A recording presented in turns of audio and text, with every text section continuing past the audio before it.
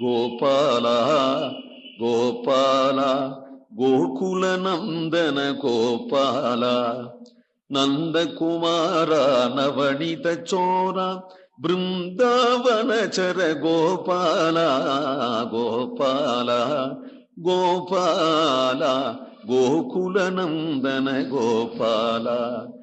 கோட்டுமண் கொண்டிடந்து குடங்கையில் மண் கொண்டளந்து மீட்டும் அது உண்டு உமிழ்ந்து விளையாடும் விமலன் மலை எட்டிய பல்பொருள்கள் எம்பிரானுக்கு அடியுரை என்று ஓட்டரும் தன் சிலம்பாறு உடை மாலிரும் சோலையதே.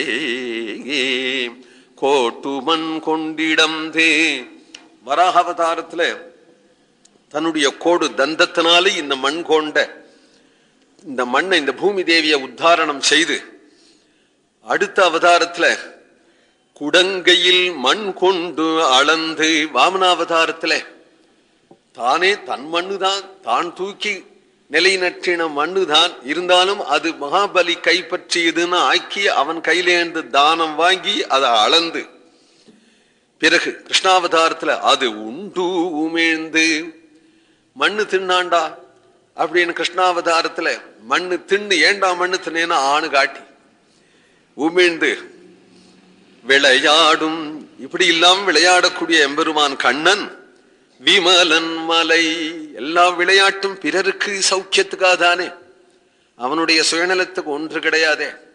அந்த விமலன் வாழ்கின்ற மலை நூபுர கங்கை எப்படி இருக்குன்னா ஈட்டிய பல்பொருள்கள் மலையில உருண்டு வரதுனால பல பொருள்கள் அதுல மிதந்து வருது. புஷ்பங்கள்லாம் வருது, சந்தனக்கட்டையெல்லாம் வருது, கவரிமானுடைய சவுரி எல்லாம் வருது, அதுல முத்தும் முத்தும் மணியும் வருது, பவழங்கள் எல்லாம் வருது, ஏலக்காய் லவங்கங்கள்லாம் வருதுலாம் வர்ணிச்சிருக்கிறார் திருமங்கை ஆழ்வார்.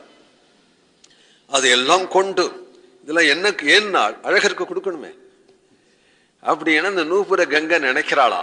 அப்படி நினைச்சது எல்லாத்தையும் ஈட்டிய மெனக்கெட்டு சம்பாதிச்சு பல்பொருள்கள் தான் சம்பாதிச்ச பல பொருள்களை எம்பீரானுக்கு அடியுரை என்று அழகருடைய திருவடியில இட்டு ஓட்டரும் தன் சிலம்பாறு ஓட்டரும் தன்னா ஓடி வரும் சிலம்பாறு நூபுர கங்கை ஒலிக்கின்ற மாலிருஞ்சோலையதே.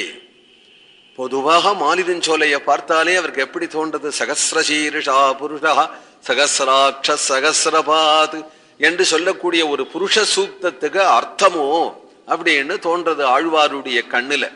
அதனால சொல்றார் கோவிந்த நாம சங்கீர்த்தனம்.